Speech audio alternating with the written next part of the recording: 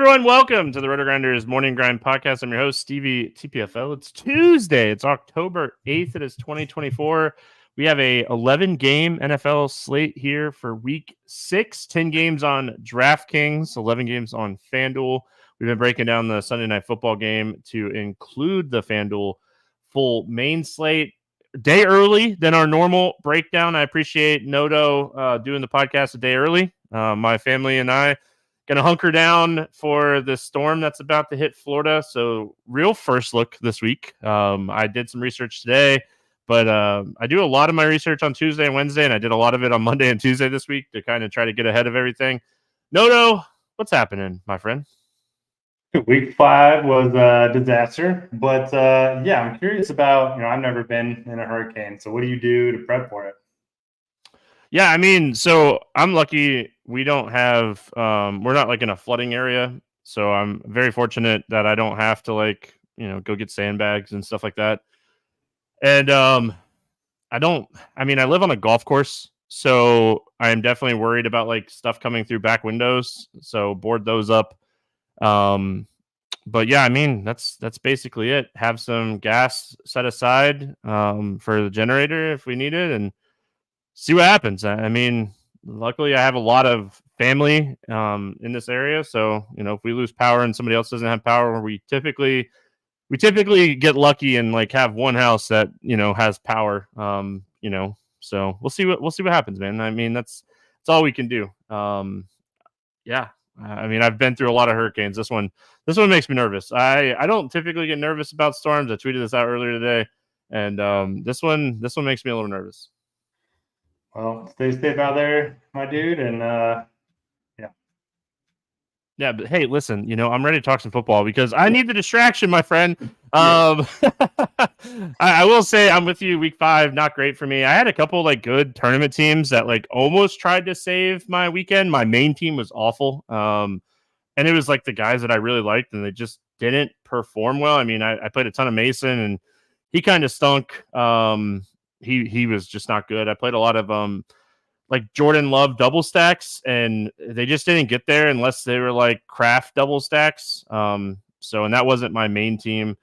I mean, I got defenses right. I had a couple good tournament pieces overall, but just not a week that I am like sitting here going, I want that week and play it again. If you didn't have Cincinnati double stacks, you were in trouble. T. Higgins and Jamar Chase with Burrow was the winning combination last week. Yeah, I was over here with Deshaun Watson, Jerome Ford lineups, just gross. Learned my lesson. So I'm hoping we get to see some Jameis here soon. Yeah, I mean, like the Colts jumped on a lot of Pittman when we knew that Flacco was going to start. So that worked out good. I had I forget, I'm trying to pull it up, but I'm like waiting on the text message from FanDuel because every time I try to log in, it tells me I have to like get a text message code thing. I had a really good FanDuel team that almost took down a tournament. It would have saved the entire weekend had it happened. I'm trying to pull it up I can't remember exactly what the team was. So I was trying to pull it up, but I'm trying to get through all my NASCAR entries and you got to love that, right? So I'll pull that up real quick, but yeah, I mean, first thoughts here going to week 6. What are your first thoughts when you're looking at the slate? Yeah, it looks like a lot of ownership is going to concentrate around a couple games. We got Commanders, Ravens with a 52.5 total, Lions, Cowboys with a 52.5 total. And then Green Bay, Arizona could be shootout as well. So I think we're going to see a lot of ownership on those 3 games. Again, it's Tuesday. It's a very first look type of show. We typically have at least initial injury reports on Wednesday when we record it. So, yeah, we're just going to be flying by the seat of our pants. But, yeah, I'm excited to talk some football with you. All right, so my team on FanDuel that did really well was a Joe Flacco team. Joe Flacco, Tucker Kraft, Jamar Chase, Brian Thomas Jr., Pittman, and it really just needed like Kenneth Walker or Tutu Atwell to like score a touchdown, and I would have been in the top 3. I finished 6th in the $75 single entry on FanDuel. So built a couple Flacco teams after the news dropped because he was just so cheap. And I mean, he threw for what, 350 and 3. Gosh, yeah. Why isn't this guy starting every week somewhere? Like, send him down to Miami. So Anyway, let's move on to week 6. And like you said, it definitely looks like we're going to have ownership on a few really good football games. So we actually get started with one of those. Washington at Baltimore, 52.5 total. Baltimore, a 6.5 point favorite. We'll start with the Washington side here. We keep doing it, right? Like we just keep attacking Baltimore with passing. I mean, they have the best run defense in the NFL and one of the worst pass defenses. And Jaden Daniels looks fantastic. Do we fire up our Jaden Daniels, Terry McLaurin stacks this week? Yeah, I don't see why you wouldn't. I mean, Daniels is averaging 60 rushing yards per game so far this season. And it doesn't even look like he's running at full speed. You know, somebody posted a clip of his long run last week, and he's just jogging, and he's still outrunning everybody out there. And he's been extremely efficient through the air, too. So he's been so impressive. You mentioned the matchup, kind of a pass funnel. He's top 20 fantasy points in 4 or 5 games this season. We've had a couple big games from McLaurin the last couple games. And he's been leaving a little bit out there, too. I mean, he's gotten tackled at the 1 or 2 yard line 2 or 3 times already. So he could be even a lot better. Fourth most fantasy points allowed to quarterbacks for the Ravens. When it comes to McLaurin, 55% of the team's air yards, 32% first read percentage. So everything just lines up for those two. And then if Noah Brown's out again, Zach Ertz might be on my radar. I know he's old. I know he just falls down when he catches the ball. We saw 8 targets last week. Continues to have really solid usage. And they're going to be passing a lot. So I like that quite a bit. And going to be avoiding the running backs. I mean, last week we had Eckler, Robinson, and McNichols, all get some work. So that kind of worries me. Yeah, and like it's just a terrible spot in general for the running backs. So yeah, I mean, Zach Ertz continues to get the usage that we want. His expected fantasy points last week. So he had 3 fantasy points last week. His expected fantasy points in week 5 was 19.8. It was one of the biggest like fantasy points to expected fantasy points. So yeah, I'm with you on Zach Ertz. I'll probably play him more in like double stacks of McLaurin and him and Daniels. And it's more of just hate this spot for the running backs. If you are on like the Baltimore side of this game, like Lamar's side, you could run maybe some Austin Eckler, pass catching out of the backfield, get down type of game script. But McNichols worries me and Robinson worries me. I mean, like you said, it's kind of a 3-headed monster here in Washington, and it's working. So they're not going to change it up. They shouldn't. But yeah, Baltimore, a very, very tough team against the run, only allowing 60.4 rushing yards per game, lowest in the NFL, 304 passing yards per game, which is the highest in the NFL. We keep talking about it. It's a very pass funnel offense. Defense, pass funnel defense. Going to the Baltimore side, I mean, you have to love this spot for Derrick Henry. I know he was a guy that we absolutely loved last week. Didn't do anything until he broke like a 50-yard run in overtime. He was absolutely killing everybody, and then kind of salvaged, not really for his price, but he kind of salvaged last week with that long run. What are we doing with Baltimore this week? Yeah, Derrick Henry, he might score in every single game this season. I mean, the offense is so good. He scored at least 1 touchdown every game so far. He's a good bet for 20 carries every time, they take the field. Washington's 27th in EPA against the run. So, yeah, I love Henry once again. We talked about Lamar Jackson. I wish I would have played a little bit more of him last week. He had averaged like 24 fantasy points per game, and they hadn't been throwing the ball at all. They were dead last in pass rate above expectation. And we finally got a good game script for him. They got down early. And he put up 37 fantasy points against the Bengals. So I don't think they're going to need to throw it as much this week. They are 8.5 point favorites at home, or maybe 6.5. But yeah, I mean, love Derrick Henry. I will play some Lamar. I just don't know if I want to pair him up with anybody. I will know, Zay Flowers, 25% target share, really solid. Washington's been awful against the pass. So you can really beat Washington in any way. I just think I would rather do it with Henry this week. Yeah, I mean, I think Henry or Flowers will be like my top run back on Washington stacks. And I'm going to have some Washington stacks. Like, no doubt about it that I'll have some Washington stacks this week. But yeah, I mean, I like Lamar. I'm definitely going to have him in my player pool. But yeah, I mean, Zay Flowers, the tight end situation is ugly. We saw Kolar score a touchdown this week. Like he had 3 or 4 targets. Like where did that come from? Likely Andrews. they run a lot of 2 tight end sets. And I mean, you really I don't feel like you could play any pass catcher outside of Flowers. Derrick Henry, my main target here for Baltimore. This is a great spot for him.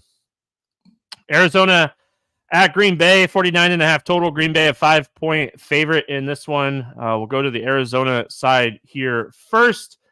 I mean, it's kind of been a hit or miss season for Arizona. They've had some tough matchups. They've had some great matchups. They've played hot or cold. I mean, they looked pretty decent last week.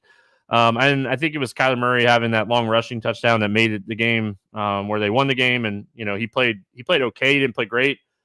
But we saw like the week before that, week 4 against Washington, like Kyler Murray really didn't get anything going. What are we doing with Arizona here against this Green Bay team that really hasn't been able to slow anybody down? And I mean, we definitely are going to be watching the Alexander news on the Green Bay side, because if he's out, it's a huge bump to like Marvin Harrison Jr. here.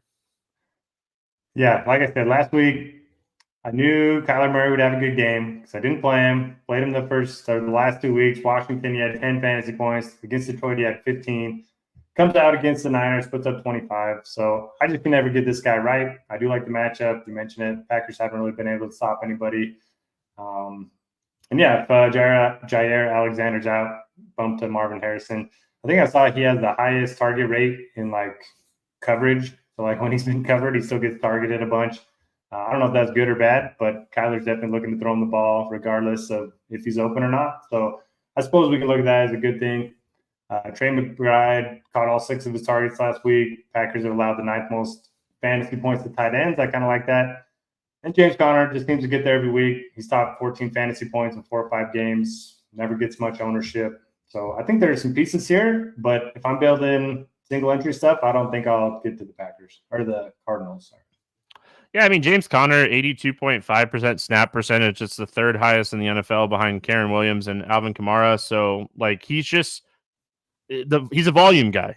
He can catch the ball in the backfield. He's going to get his touches. It seems like every game he's going to get his touches. So, I mean, you're paying $6,800 for a guy that's going to get 20 to 25 opportunities a game. And he's pretty game script proof because, I mean, he can do it all. So, I don't mind James Conner in any matchup. Definitely don't hate him here. I really like Trey McBride. I think this is a week we want to play Trey McBride. I think this is a week that Trey McBride could potentially have like one of those like 20+ point fantasy games. So he's my main target here. And if I'm playing Kyler, I'm always going to play some Marvin Harrison Jr. with Kyler just because, like you said, he feeds him the football. Green Bay, I mean, Kraft came out and had a monster game last week. I don't see a reason not to be interested in him outside of the fact that like he had one of the biggest price increases on the week. What do we like here for the Packers? Dude, Kraft has to be like the second tight end in history that was a cheap tight end that actually worked. Like it never works out, but it did last week. And part of the reason why scores were so high was his big game.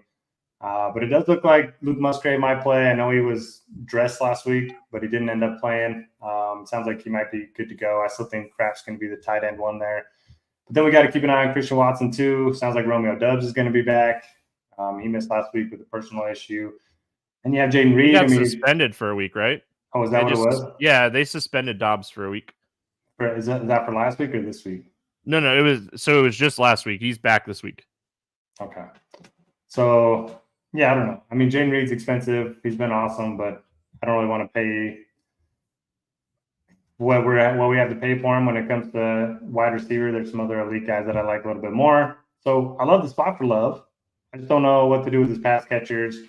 Then you have Josh Jacobs. I mean, everybody hates him. Everybody says he's dust. He gets 20 opportunities a game. He's a home favorite. Cardinals are bad against the run. It's kind of similar to James Conner. Like both of these guys just get the workload and nobody ever plays them.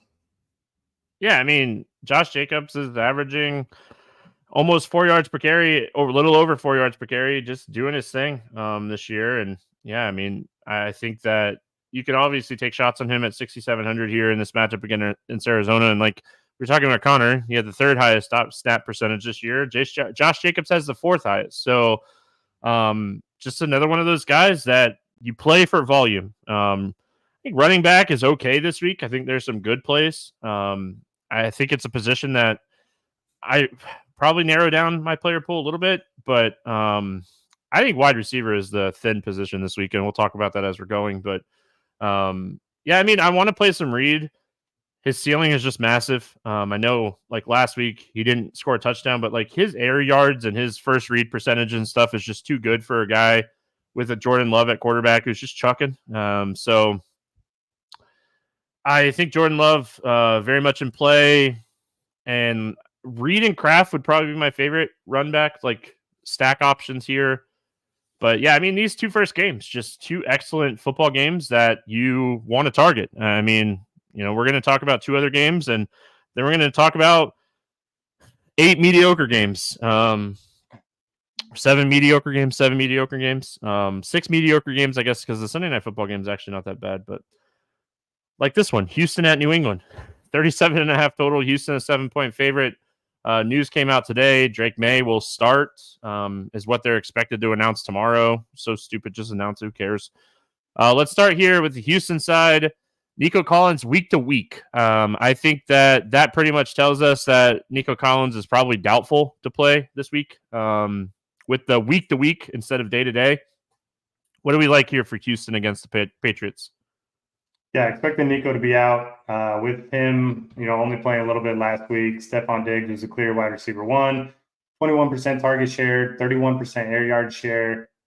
He beat his former team. And then that stare down with Josh Allen after the game. Oh my gosh, it was priceless. Just meme gold. So that was good. So I like Stephon Diggs quite a bit. Dalton Schultz was second on the team in targets. We just haven't seen the Tank Dell game. Maybe it's this week, but until the usage comes, I think I'm just going to continue to play Diggs and maybe a little bit of Schultz. Won't be playing Cam Akers. I know he keeps getting bailed out by touchdowns, but it's not going to happen every week. So I'll keep fading Akers, and even if Mixon's out again. Yeah, I mean, I like Schultz. I think he's an interesting tight end pivot off of the chalk. We saw pretty good target and first read rate for him last week, and his expected fantasy points were higher than his actual fantasy points. So, I mean, I definitely don't hate Schultz. I think Diggs is the main target here for me. My biggest issue with Houston is just New England keeping up. Are we really going to get a fourth quarter out of Houston in this game? I like the Houston defense a lot. I mean, they're kind of expensive. I don't like you though. I'm not excited about playing Cam Akers. I'm hoping that he doesn't find the end zone, but really, Cam Akers really hasn't killed us at all.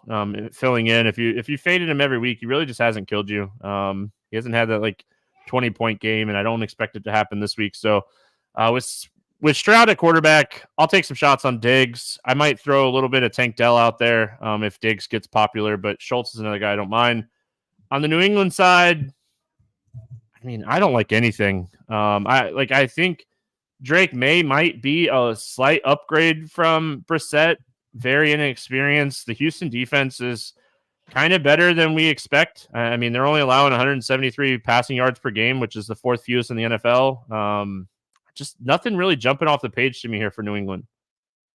Yep, and you can't trust them. Antonio Gibson, the starter, and he gets nothing. Ended up having 6 rushing attempts. Most of it went to Ramondre Stevenson, who was supposed to be the backup. So yeah, I'm with you. Not a bad matchup, but I just don't trust this offense with Drake May. I'd like to see it first. So for me, full fade on the Pats. I think the only thing that I might put in a 20-entry max build here is a little bit of Douglas or Polk, just because they're so cheap and they're going to be the game script is going to favor the pass. But 4,400 if Douglas gets 5 catches, 50 yards and a touchdown, 16 fantasy points at 4,400, you're happy about that. But what do you think about the Hill going down being an incomplete pass rule? Which one? So if you catch the Polk, did you see that catch? He had both. No, I didn't. Toes inbounds, but one of his heels came down on the white. Oh, I did see that. Yeah, I love that call. That was a great call. I'm a Dolphins fan. Assuming you weren't a Dolphins fan. No, I mean, I think that's an incomplete, right? You have to. I feel like you have to have both. If your toes are facing the other way, it's complete. It's kind of weird. Yeah, I mean, if you're facing the other way, you're falling inbound instead of falling. If he would have just caught it and turned sideways, and his heel would have never came down, it would have been a catch. If he would have toe tapped, right? If he would have just toe tapped. He did, but then the Hill came down. Okay, yeah. I mean, this weird rule. It's a new rule. Yeah, I don't love it. I like the call. Hey, Dolphins +1 was my bet on the podcast last week too. I had Broncos, so we went 2 for 2. Yeah, we went 2 for 2. Missed the 3-pick parlay again. 2 out of 3 again on that 3-pick parlay. Hopefully keep it going. We got Tampa Bay at New Orleans, 42 total in this game. Tampa 2.5-point favorite going into New Orleans. Biggest news to come out of this game: Derek Carr expected to miss multiple games. We'll talk about that in a second, but let's go to Tampa first. What do we like here for the Bucs? Yeah, it's I mean, if you look on paper, the Saints defense doesn't look that bad. They've been pretty decent against the pass, but man, the Chiefs, they move the ball up and down the field on the Saints on Monday night. It's a short week for the Saints. The game's indoors, and if KC wouldn't have been so bad in the red zone, they could have put up 50 points. I mean, they settled for a bunch of field goals, and they missed the field goal, and then they turned the ball over on that thick pick, which is pretty good. Anyway, yeah, I like the Bucs quite a bit. I mean, Baker's shown a ceiling this season. He scored 29 and 31 fantasy points already. We get the classic Mike Evans versus Marshawn Lattimore matchup. These two are probably going to be throwing punches because that's what they do. If you look at their past history, Lattimore's had his number up until the last 2 games. Mike Evans has kind of fought back a little bit. He's got 3 touchdowns in those 2 games. But I think Chris Godwin's just going to be my guy. Leads the team in targets, leads the team in first read rate. He's got that lower ADOT, so he's going to have that high floor that we're looking for. I think Kate Otton's kind of sneaky. Then I'll just keep fading the running backs until Bucky Irving kind of takes over. A terrible matchup for the running backs too. The Saints have actually been pretty good against the run this year, so I think that this is one of those spots where we're attacking the pass and we just play Chris Godwin. I mean, it's kind of been our thing all year. I don't think we stop now. I think we keep playing Chris Godwin. Like you said, Lattimore and Evans, you always worry about those two getting ejected. I legitimately feel that way. Like I don't ever worry too much about that, but I'm definitely always worried about that with those two. Yeah, I mean, tight ends have had good success against the Saints this year. I think that Kate Otten is sneaky. It's just you never know, and he feels like when they're trailing, and you definitely get the targets out of him. And if you are expecting Evans to struggle against Lattimore, Kate Otten should be the benefit person. And Palmer and McMillan are both banged up right now. McMillan has been dealing with that hamstring injury, and then Palmer, I think it was concussion. So we'll see if he gets out of the concussion protocol or not. He should, but I mean, you never know with the concussion protocol. So we'll see how that all kind of shapes up. Saints. What are we doing with Derek Carr out this week? Yeah, is it Jake Heiner? Heiner? Yeah, I think it's Heiner. It's spelled Hae, but yeah, I think on the broadcast last week they were calling him Heiner. So we'll go with that. Don't really know much about him, to be honest, but I don't know, pretty soft spot at home against a team that historically has been better against the run than the pass. I don't think I'll play any of him. And because I don't like him, I don't feel great about the wideouts either. So maybe it's just the Alvin Kamara game. He continues to get incredible usage. He's probably going to get a bunch of dump offs. They're probably going to run a lot of screen plays for him. So I'll play some Kamara with my Baker stacks. But do you feel like you can trust anyone else on this team?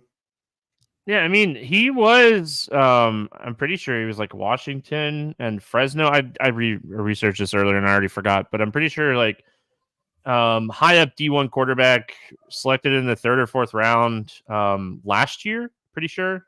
So he's kind of gotten to have a season and a half of kind of watching and seeing. I think this all, for me, the Derek Carr out is huge, but Taysom Hill matters to me so much. If Taysom Hill is out in this game, Heiner's 4,800 against Tampa. I mean, I'll probably roll. He has too many good options, right? He just could do a lot with what he has here against Tampa. So if Taysom Hill gets ruled out, if Taysom plays, I think he'll get involved too much for me to play Heiner. But if Taysom Hill gets ruled out in this game, I kind of like the Heiner, Olave situation. Shaheed. I mean, I like Olave a little bit more. I don't know how this guy throws the deep ball, so I'd much rather play Olave. I'll play Kamara regardless, just because he's such a high volume running back. So yeah, I mean, Taysom is the news I'm watching, that right? Like that's the guy that I'm watching this week. I want to know if he's going to miss or not, because if he's out, they're going to let this guy throw, right? Like Rattler's the third guy, and I mean, I think that this is like, yeah. It's a great point on Taysom for sure. There was a thing that like reported today that Spencer Rattler could start. So I'm pretty sure he was out of South Carolina, right? Like someone in chat could tell me, but I'm pretty sure he was the drafted quarterback out of South Carolina, and like he could start instead of Heiner.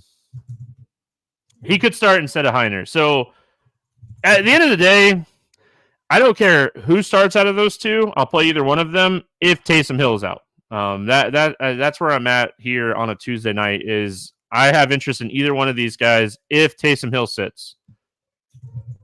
Okay. If Taysom Hill plays, I probably play some Taysom Hill, to be honest with you. I think that he'd actually have a lot of upside in this spot as a tight end, probably getting quarterback reps, goal line reps. I think Taysom Hill at 4K would be very playable in tournaments this week. Do you have thoughts on if Taysom plays? Certainly interesting. I mean, anytime you can fill a tight end position with somebody that has a decent touchdown upside, I don't mind it. He had 2 touchdowns against the Falcons, so I wouldn't hate it. And yeah, if he's out, then it will definitely help the quarterbacks. I don't know if I can trust it, but I get your points for sure. Yeah, I'm like looking through the news, and everything I'm reading here says the rookie 5th round pick out of South Carolina, Rattler, has a chance to make his debut and start this week instead of Heiner. So how much is he? 4K minimum salary quarterback. Yeah, okay, maybe I would be. Yeah, hey, we're in, right? Hey, Taysom, take a week off. I think for me, really, at the end of the day, I think everything on the Saints depends on Taysom Hill. Cleveland at Philadelphia. Philly, a 9.5-point favorite. We'll start here with the Cleveland side. You going back to Deshaun Watson, Amari Cooper this week, Derek? Similar to Kyler Murray. I'm not going to play him. And this will be the week that they play well. I don't know if you've seen it, but I think Deshaun Watson has a burner account on Twitter. And everybody knows it's him. And he just constantly just defends himself. And it's hilarious. If you want to look that up, it's pretty good. But, man, just put Jameson. Give us all some hope. Let Amari Cooper live. I mean, he's got his expected fantasy points per game is like 17.4. It's one of the highest in the NFL, and he's just doing nothing every week. Granted, the Browns receivers did not help Deshaun out last week. They were dropping everything, but, man, I don't know. And then we saw Deontay Foreman, after not getting hardly any snaps, ended up starting, getting 10 touches. So don't feel good about Jerome Ford anymore. I'm just done with the Browns. I can't do it. I love the matchup, but I can't do it. I gotta keep playing Cooper, man. I hate the pain. I do. I'm like numb to it at this point. Yeah, but like at the end of the day, again, 10 targets, 68% of the air yards share last week. I mean, 35% target rate, and like he's the first read almost every time. Like it's just 52% first read. Like if you take the name out, right? If you just look at the numbers for Amari Cooper, you're like, this dude's 8K, and I'm playing him every week, and he's 6K. He gets a decent matchup here against Philadelphia. And Philadelphia really hasn't stopped anybody this year defensively. I mean, I don't like Watson. I'm not going to play Watson, but I think I have to keep playing Cooper. I hate it. I mean, I just absolutely, at the end of the day, I just absolutely hate it. But yeah, I mean, I think you got to keep having some Cooper in your builds here. Can you guess which week I didn't play him? The week that he had a good week. 7 for 86 and 2. Hey, can you text me and let me know if you're playing him this week? Like right now, I'm not, but by the time Sunday rolls around, I'm going to be looking at those usage numbers, and yeah, I'll let you know. What do you like here for Philadelphia? Yeah, so coming off the bye, probably going to get Devontae back. Probably going to get AJ Brown back. We'll see about those two. I just don't know if the Browns push them enough for a heavy passing attack here. Eagles are one of the biggest favorites on the board. They are 8.5-point favorites. So I think it's probably the Saquon Barkley spot, especially if we get some of these cheap quarterbacks you can save some salary on. You can spend up on Saquon. I just think that's the best way to attack it. But I don't know, if you are playing some Amari Cooper, you want to build a hurt stack, we know he's certainly capable of it. I mean, Saquon has at least 84 rushing yards in all 4 starts this year. Gets passing yards or receiving yards out of the backfield. I know he's expensive at 82, but I mean, he's just he's a monster, DFS monster. I mean, he's one of a handful of guys that we feel like can get over 30 in any matchup. So, yeah, I mean, I have a lot of interest in him. I mean, the Philly offensive line has been really good to start the year, and I mean, I think that obviously helps. The Cleveland defense has been really solid against the run, but they still allowed a ton of rushing yards this year. So, yeah, I mean, I like Saquon. If both Devontae Smith and AJ Brown come back, I mean, that downgrades Goddard. It downgrades all these guys, really. Barkley would be my main target. I don't necessarily hate maybe a Jalen Hurts stack, but you have to think Cleveland's going to keep up in that scenario. So that's tough to kind of process too. Colts and Titans, 43 total. Colts are 1-point favorites. Let's start with the Colts side of this game. Obviously, it is Tuesday. They did announce on Monday that when Richardson healthy, he will be the guy. He was close to playing last week. I kind of assume he'll play this week. What do we like here for the Colts? All depends on Joe Flacco. If he starts, I'll like the pass catchers. Michael Pittman. Josh Downs had 12 targets last week. Was really good. Alec Pierce caught the long ones, but I think I'd have more interest in Pittman and Downs if Flacco's under center. And if it's Richardson, I just don't know if I can trust it. I worry about the injuries always. I know we like the side that he brings to the table, but I mean, how many games has he started and finished? It's like 60% of his starts so far in his career. It just hasn't been great. So that worries me. And then we got to wait on Jonathan Taylor too. Trey Sermon did have 10 carries and 6 receptions. Obviously, those receptions aren't going to be there if Richardson's under center, but if it's Flacco, probably going to see some dump offs. So everything for me kind of hinges on, whether who starts at quarterback and then if Taylor plays or not. So if Richardson starts, I like the Tennessee defense. I think the Tennessee defense is very underrated this year. They've had one of the best pass defenses in the league. They've allowed the fewest passing yards per game and the 5th fewest fantasy points to opposing wide receivers. So if Richardson's back there, I mean, like you said, we can't trust him to finish a game, first of all. And second of all, Pittman has 17 targets over the last 2 weeks and has scored double-digit fantasy both games with Flacco there. And the first 3 weeks in decent matchups, just nothing. I mean, Michael Pittman is a different wide receiver with Flacco at quarterback than Richardson. So if Richardson plays, if Taylor's active, I would play Taylor in this spot. But yeah, I mean, I don't have a ton of interest. If Flacco plays, I'm going right back to the on Pittman and Downs. I mean, how do we not like these guys? I mean, Josh Downs with Flacco at quarterback, 21 targets in 2 games. So, I mean, if Flacco's back there, I'll keep playing. I know Tennessee's a tough pass defense, but I don't care. At the end of the day, turned David Njoku into a superstar last year. Yeah. I mean, he's just built to make these wideouts succeed. So hoping he's under center, but we'll see. He still has a good arm, and his experience is just massive, right? I feel like that is where Flacco kind of excels over Richardson, and who knows if Richardson will get there eventually. We know that Anthony Richardson has a huge ceiling, so we'll see. Going to the other side, the Tennessee side, one of my favorite plays of the entire week is Tony Pollard. Absolutely love this spot. We've been picking on the Colts all year with running backs. I think Swift is the only one that didn't get going against this team. What are we doing with Tennessee? Yeah, we'll have to wait and see who starts. It's quarterback. You got Will Levis or Mason Rudolph. I don't think it's great either way. It's kind of funny. Will Levis was just itching to get back in that game. What was it, a couple weeks ago, or was that the Thursday night game? It was Thursday night, right? Yeah, it just feels like so long ago. Then Mason Rudolph was better. He wasn't good, but he was better than. Or did they had a bye week last week, right? Tennessee. It was either that or they had the Thursday game. I thought they had a bye week. Yeah, one of those. Yeah, they had a bye. So he got hurt in the Dolphins game, and then they had a bye week. So yeah. So yeah, I don't trust the passing game. A lot of guys, anyway, a lot of talented receivers that just aren't getting the ball. So give me Tony Pollard, averaging 19 opportunities per game. You mentioned the matchup's good. Colts have allowed the 9th most fantasy points to running backs. So I think it's a good spot for Pollard. And that's pretty much it on the Titans side. I'll say this, right? If it's Levis, I'll probably have Hopkins in my player pool. We saw Hopkins become very much involved in week 3 against Green Bay. Then Levis got hurt, and they couldn't do anything with Rudolph. And they were kind of killing my Dolphins, so it really didn't matter.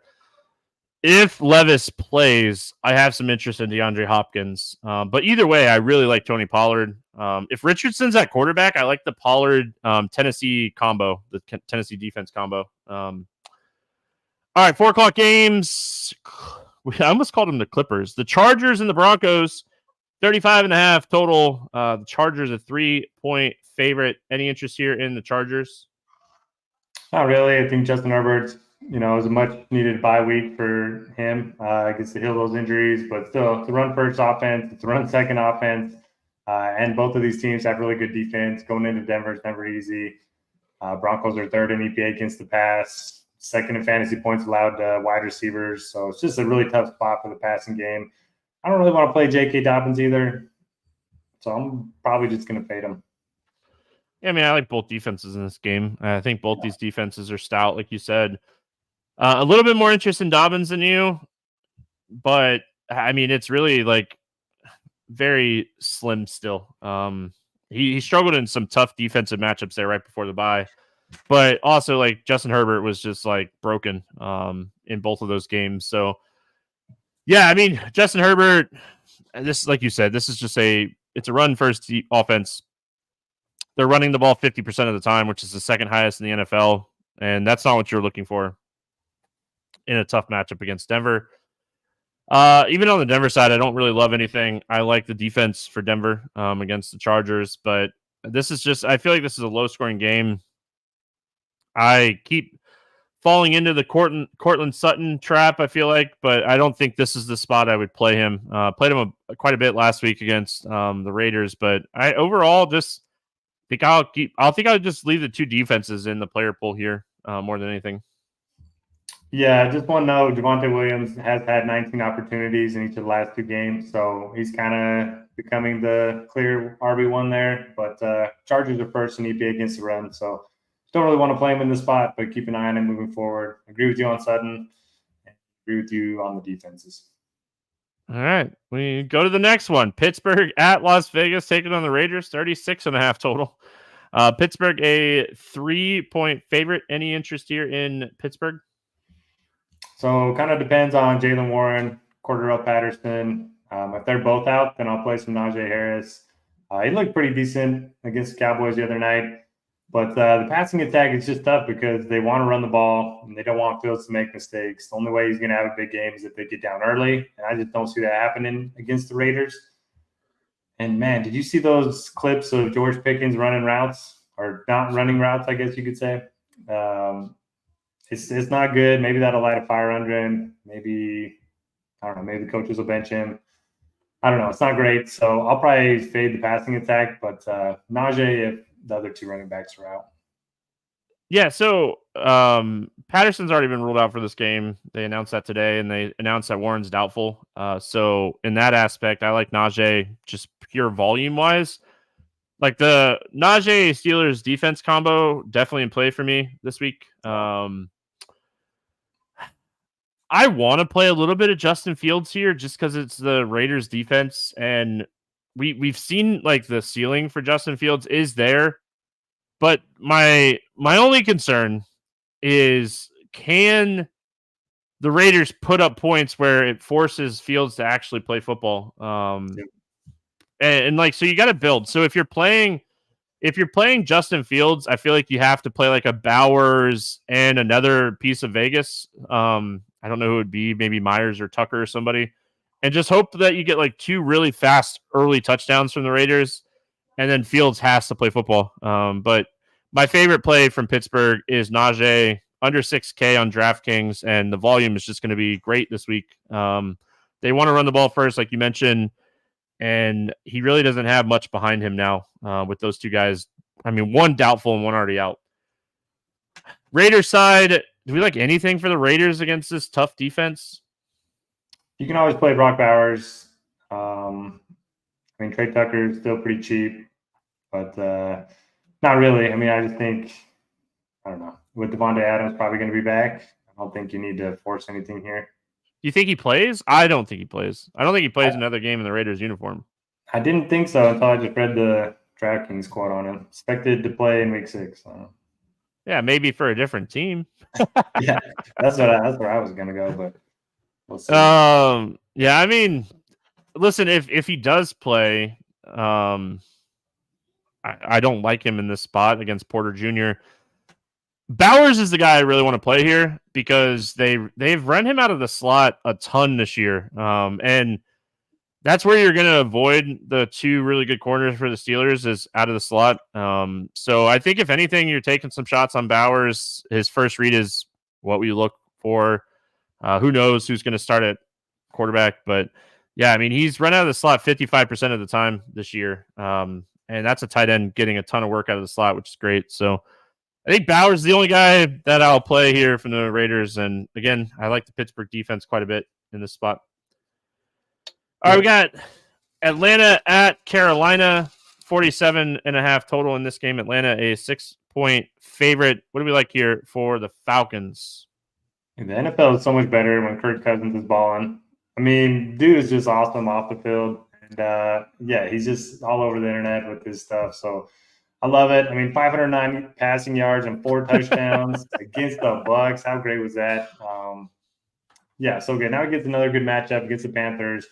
30th in EPA against the pass, 25th in fantasy points allowed, 2 quarterbacks. He's got 2 clear favorite targets in Darnell Mooney, Drake London. They've essentially been like 1A, 1B, too. There's been very little difference in terms of their usage. Even Kyle Pitts got going. It took 500 yards of passing to get him going. But, hey, we're going to count it. We're going to count it. So, yeah, I like the passing attack quite a bit. I worry about the Panthers' ability to keep up, but we'll see if they can. Big question for me, what are you doing with Bijan? 11 and 15 opportunities the last 2 games. Algiers been way more efficient. I don't know. Is it time for them to do like what they did last year? Maybe Arthur Smith is right all along. I am going to play Bijan this week, and if he doesn't do it this week, I'm out. All right, like this is the last time I'm going to do it. He's 6,600. There's not many better matchups than the Carolina run defense. Like you said, what are they, 25th in run EPA? So you're not going to get many better matchups than this for Bijan. So, I know. They're dead last in fantasy points allowed to running backs. Yeah, I mean, so here we go. I mean, this is the spot. Like, if you fail in this spot, I'm out. And I feel like you have to trust the matchup. He still played 67% of the snaps last week. So the one thing that you're really worried about with him is like his expected fantasy points are not much higher than like his actual fantasy points. So like he's really just not like performing the best. So I have to here. I mean, you look at the Carolina matchup and I feel like you have to. So I like Bijan.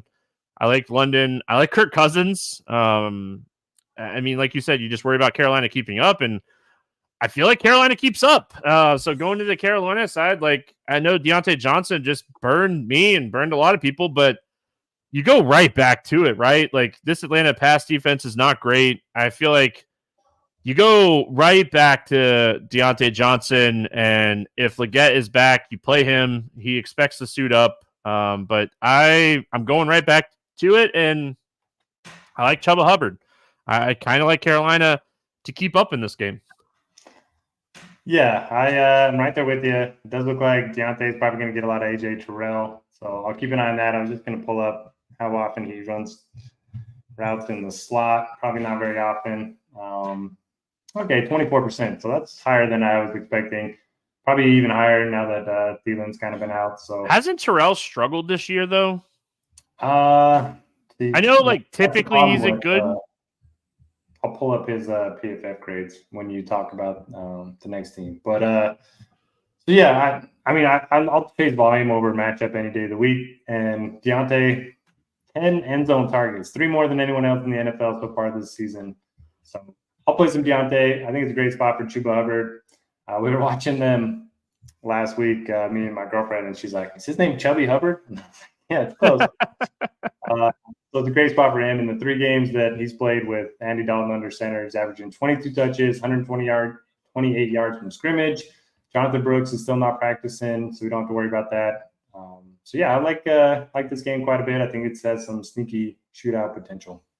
So Terrell shadowed Pickens, Devontae, and Mike Evans this year. So he shadowed 3 out of 5 matchups. Pickens went 6 for 85. Smith went 6 for 69. Evans went 5 for 62 and 2 touchdowns. So I'm with you. Like AJ Terrell is usually someone you're like, he's pretty good corner, but he's really struggled this year. So I think this is a spot I want to play Deontay. I definitely want to play Chubby Hubbard. I like that. That's funny. You got a teacher, Noto. Like you gotta tell her what's up. She's teaching me good nicknames, you know. Yeah, I mean, I like him a lot this week. I really like Deontay. I'm going right back to the well on Deontay. I think that the spot's too good. I will say, like, if Leggett gets ruled out, I'll probably end up playing a little bit of Mingo at 3,700. He's just too cheap with Leggett and dealing out. So watch that. Tremble, he had a concussion Sunday. It didn't look pretty. Looked pretty ugly. If he sits, do we take shots on Sanders at 2,600? He had 5 targets when Tremble left the game last week. And we expect Carolina to kind of be trailing in this game. Would we fire up the cheap $2,600 tight end here with Andy Dalton at quarterback? Yeah, for sure. Easy piece to get in the game stacks. And I don't mind that one bit. Okay, looked up AJ Terrell's grades. He's 65th out of 177. So definitely a step down from where he was last season. And just chase the volume for Deontay. All right.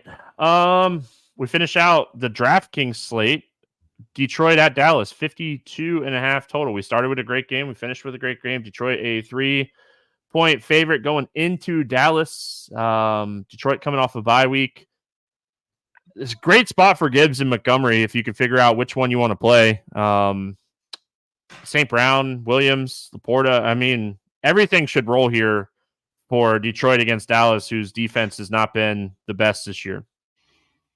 I love Dan Campbell so much. After Jared Goff had his perfect 18 for 18 game, and then Dan Campbell didn't know that, and they didn't give him the game ball. And they told him afterwards he felt all bad.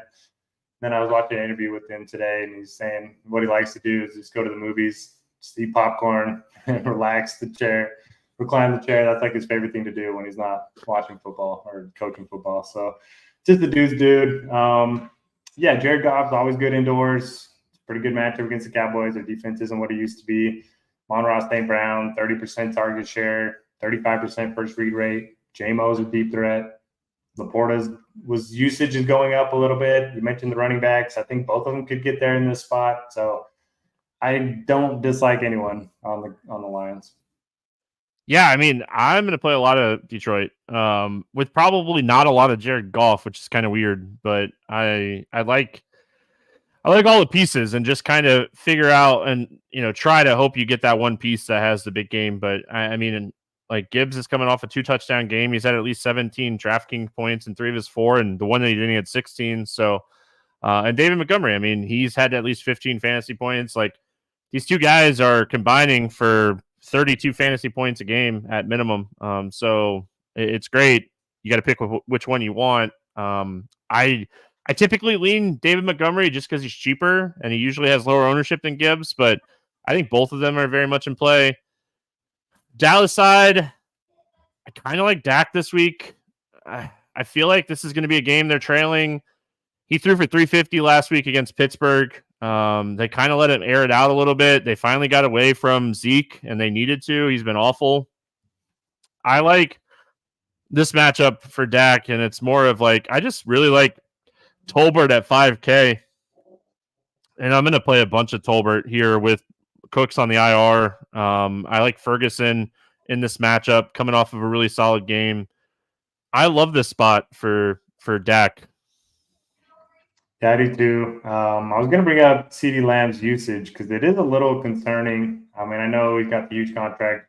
We don't need to worry about him long term, but only 20% target share this year, 26% air yard share. That doesn't even line up with, the top 10 wideouts in the NFL. And you can tell something's like brewing there. After Dak threw that pick in the end zone, nobody could tell what CD said, but the lip readers were out on Twitter. So, yeah, I'm right there with you. I like Jalen Tolbert, clear wide receiver 2 with Cooks out. He's played well in 3 of his last 4 games. I like Ferguson, same target share as CeeDee Lamb when they're both on the field. And Rico Dowdle, 22 touches last week. Does that continue?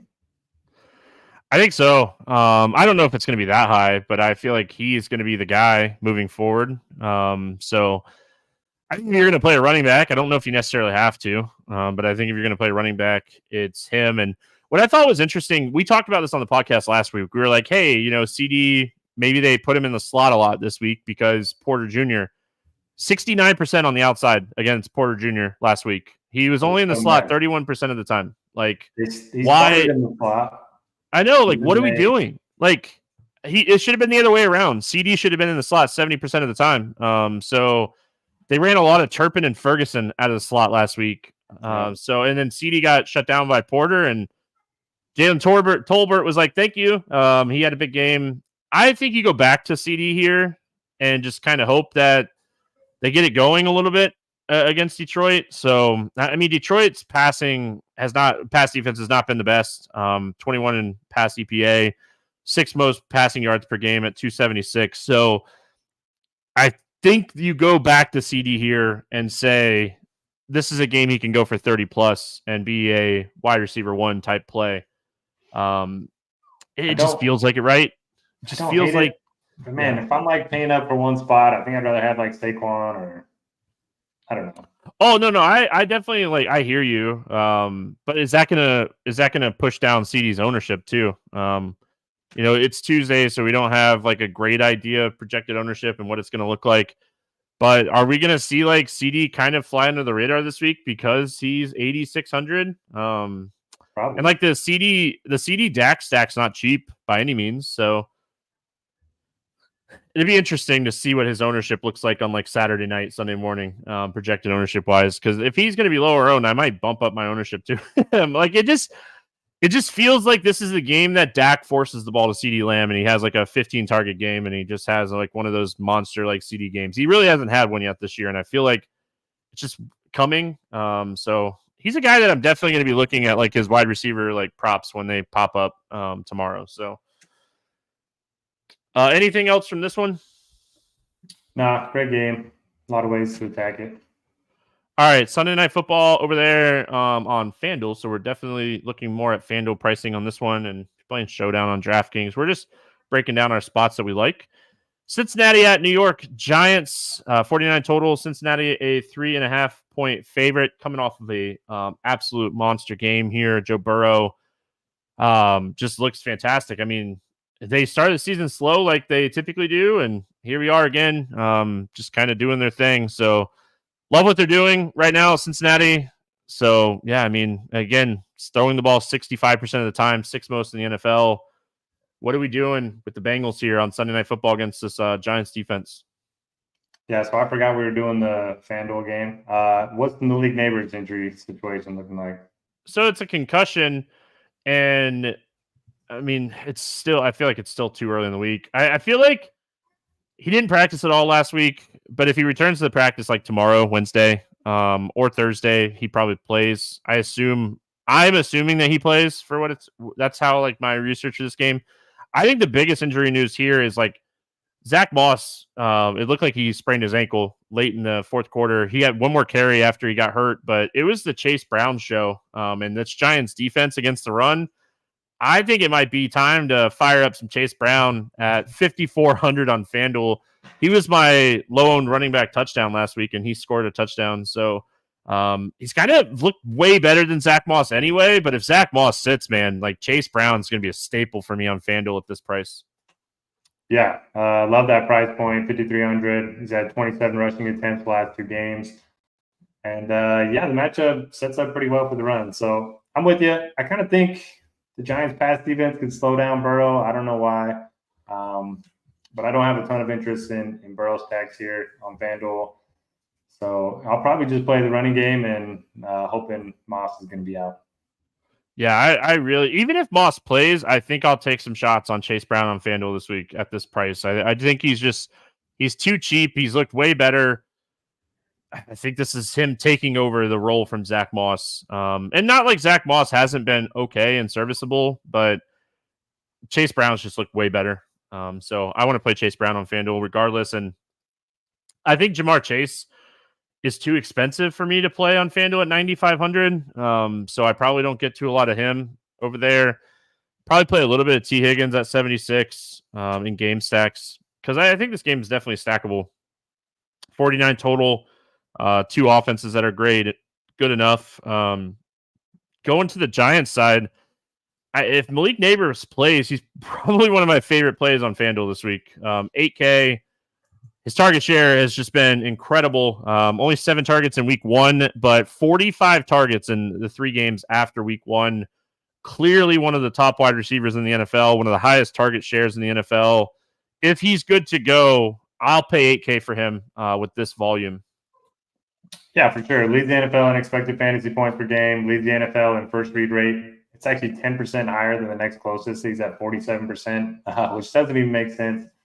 And I like some Daniel Jones here, too. Cincinnati's been so bad against the pass. They've allowed their bottom 5 in EPA against the pass, PFF's great against the pass, fantasy points allowed to quarterbacks. So I think Daniel Jones is interesting. I like that the game's at home. And then we have word on Devin Singletary because Tyrone Tracy had like 18 carries last week. Yeah, I mean, it's a groin injury for him. Monday and Tuesday practices are so not worth like even mentioning. So that's why we typically do the podcast on Wednesday nights because we at least have a little bit of injury data. But I mean, if Singletary plays, probably not touching it. But if he's out, like you mentioned, Tracy, 60% of the snaps last week, had 53% of the rushing attempts for the running backs. It was a little bit higher. Daniel Jones had a couple. So, yeah, here's what you can do. Leave $5,800 for that last spot on FanDuel. And then just depending on Singletary, depending on Zach Moss, you just pick between Tracy and Chase Brown there at the end. Yeah, I mean, I don't hate that idea. I don't hate Daniel Jones. Like you brought him up. He's only 6,800 here on FanDuel, and it's a really decent price. Like FanDuel's quarterback pricing is a lot higher typically than DraftKings, and I feel like their pricing overall is probably a little bit softer. But Daniel Jones, 6,800. Late night, Sunday night football hammer. I think very playable here with Malik Neighbors situation. I mean, I want to play Neighbors a lot if he plays. I wouldn't play Theo Johnson this week if Neighbors is back. I think that was a one-time thing. I think Robinson's too expensive on FanDuel for me to play a lot of him, especially if Neighbors comes back. So it's Neighbors, it's Jones, and it's watch the running back situation on FanDuel. Morning grind game. That was fun. Man, this slate is fun. I hope I have internet and cell phone service to play it. Like, I hope everybody stays safe. I'll just say that. All right. FanDuel or morning grind game. Quarterback for 300 plus passing yards. Who do you got? Same guy I went with last week. Didn't get there, but I'm going Jordan Love against the Cardinals.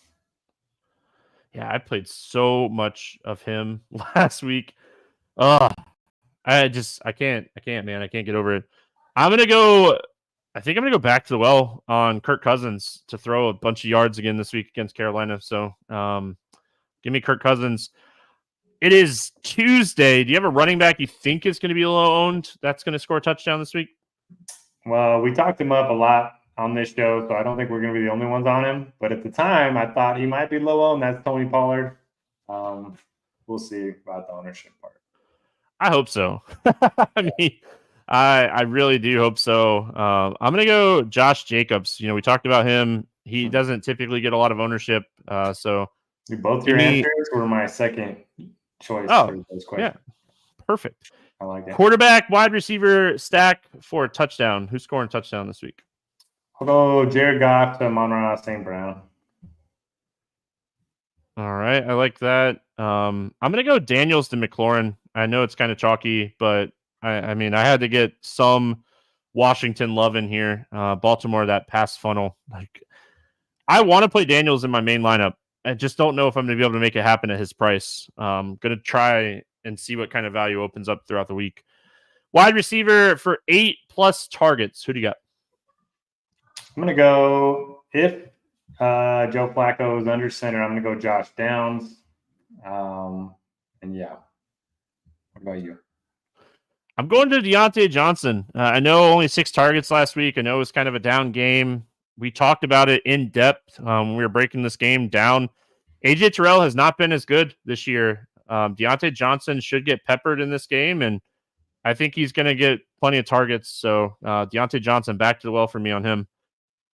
Tight end for a touchdown. Who do you got scoring a touchdown this week? Go Zach Ertz. Got to get some Washington love. You mentioned McLaurin. I'm going to go old man Ertz. The targets are there. We just need him to cross the goal line. Yeah, I had him written down. That was my answer. I'll go a little off the board here. Give me Schultz to score a touchdown this week against New England. It sounds like Nico Collins is going to sit. So, yeah, give me Schultz to score a touchdown this week. Defense for 10+ points. Who do you got? I went with Buccaneers. So, I mean, they're cheap. They're going on the road, facing a backup or a third-string quarterback, whoever it is for the Saints. So, I think they might be popular, but I think they have a pretty good chances of scoring some points. We all like cheap defenses. I mean, at the end of the day, we like cheap defenses. I don't hate that one either. I think that I can tell you right now, they're going to be a defense in my player pool just because of the quarterback situation. I'm going to go Tennessee Titans. Talked about this a little bit. I think they're a very underrated defense just in general. I assume Richardson's going to play, which I think is a huge upgrade to the Tennessee defense. Crazy, right? Like, I would downgrade this defense with Joe Flacco instead of Anthony Richardson. Like, Richardson chucks those deep passes, and, like, Flacco completes them, and he doesn't. So, we'll go to the betting portion of the show. It is very early in the week. If you don't have anything, just say it, and I think everyone will understand. Any against the spread or money line bets you like this week? I'm just betting against all things Brown right now. All things Browns right now. Philly -8.5. Philly -8.5. I think it's 6.5. No. Oh no, it is 8.5. When I wrote down the odds earlier today, it was 6.5. It moved a lot. So yeah. Man, I struggled with this one. I really did, but at the end of the day, I'm just gonna stick with what I wrote down originally. Give me Washington +6.5. I know it's a really tough matchup against Baltimore. I'm betting on the dude. I mean, Daniels looks fantastic. They have a really good system for him, and I think they can cover the 6.5 in this matchup against Baltimore. So, give me Washington +6.5. Any over/under bets you like? I'm taking the under on the lowest total game of the week, and that is the Chargers Broncos under 35.5. I just don't see either team doing much damage. I could see like a 13-10 type of game. That's in my 3-pick parlay, so I'm with you on that one. I am going to go to a game that has a low total as well, and say Pittsburgh and the Las Vegas Raiders go over 36.5. I think that total is like 3 to 4 points too low. I was looking at some models for that game, and I think that total is just a little too low. I don't think it's going to be like a 50-point game, but I think they cover the 36.5 here. I think the Raiders defense kind of struggles just in general, and I think that Fields can move the ball a little bit more with his running back situation kind of being a mess. There aren't like any player props available from what I've seen. There are some pick'em plays up. There were some touchdown props that popped up on Caesars. Anything that was jumping off the page to you here? I did see a few on Bet365. Zach Ertz, over 28.5 receiving yards. He's double dipping in the morning grind game. I like it. So I'm going to go, as soon as this line becomes available, I'm going to bet it, but I'm going to go to a pick and play here on Underdog. It's more than 56.5 rushing yards for Tony Pollard. We talked about this a lot. I love this line. I hope the books open at 56.5. It'd probably be the biggest NFL bet prop that I've made all year, but he has at least 60 rushing yards in 3 of his 4 games. The game that he didn't was against Green Bay, where they got down pretty quick. Absolutely love this prop for Tony Pollard. His rushing attempts percentage is fantastic. So going to go to the pick and play here on underdog at more than 56.5. There's a lot that you could potentially pair it with. They always have those like promos where you can get like this guy over like a yard or something. So yeah, I mean, I'm sure you will not struggle to find anything. I will be looking, like I said, CeeDee Lamb is somebody that I wrote down to check his wide receiver props. And as much as I hate to say it, I'm going to be looking at like Amari Cooper's receiving props here. Just the usage is too good for a guy that is in a game script where they should be trailing. So he's more than 55.5 on underdog. So if you want to pair those two together, I don't hate that. Yeah. Did you say McLaurin? No. Oh, you Pollard. Said that's Pollard and Cooper. Okay. Yeah, and you can throw McLaurin too, 57.5 on underdog. There you go. We just made a little 3-pick, pick 'em for everybody. But we got the Morning Grind 3-pick parlay to do as well. I like this one. I mean, I feel like I say that every week. I feel like we've been short every week on these, and ready to hit one, Derek. I'm ready to hit one. So 3-pick parlay this week. It's plus 353, and feel good. Like I said, I got under 35.5 in the Chargers Broncos games. Like Derek mentioned, that's one of his bets in the Morning Grind game. I got Cincinnati to win against the Giants, and I got Tampa Bay Buccaneers to win against the Saints. The Bucs scare me, but the quarterback situation for the Saints scare me more. Give me the Bucs to beat a young quarterback, whichever quarterback it may be here. So that's what I got this week for the 3-pick parlay. Bucs win, Bengals win, under 35.5, Chargers, Broncos, plus 353 on Hard Rock. Derek, any final thoughts for week 6 before we get out of here? No, hopefully we have a much more cheery introduction next week. Let's cheers to a good week and stay safe, my dude.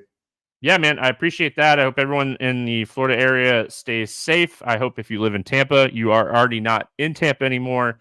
And I mean, I hope this storm gets really weak overnight, but it doesn't look like it's going to happen. So, yeah, everybody stay safe in Florida. Appreciate everyone hanging out with us here on a day earlier real first look podcast for the Morning Grind. That's going to wrap it up. If you haven't already, subscribe to the RotoGrinders Morning Grind YouTube page. We're back next week, week 7 already. Can't believe it. We'll see everyone then. Have a great week. And, we'll see you again next week.